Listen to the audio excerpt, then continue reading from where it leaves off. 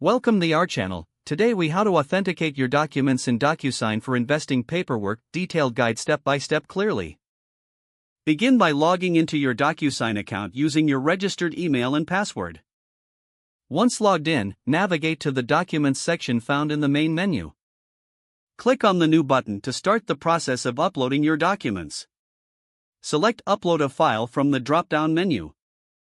Choose the investment paperwork you need to authenticate from your files. After selecting the file, click Open to upload it to DocuSign. Once the document is uploaded, you will see an option for Sign next to the document title. Click on the Sign button to initiate the signing process. You may need to add signers if the document requires multiple signatures. To do this, click on Add Signer and enter the required information for each signer.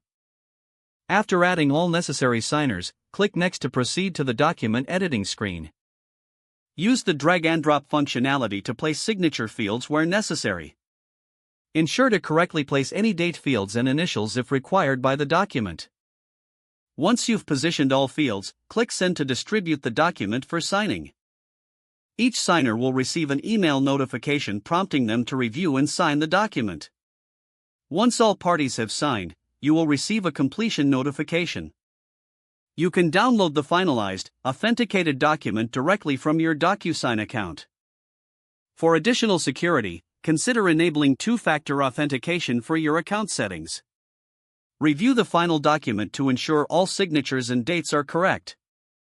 Your investment paperwork is now authenticated and securely stored within DocuSign.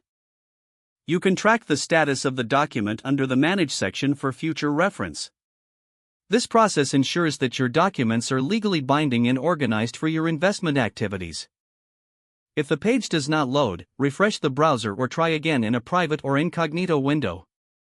Make sure you are using the correct email address, then retype it carefully to avoid small typos. If your password is not accepted, use the Reset option and create a new strong password you can remember. Check your spam folder for verification or security emails, then complete any requested confirmation steps. Enable two-factor authentication if available to improve account security and reduce unauthorized access risk.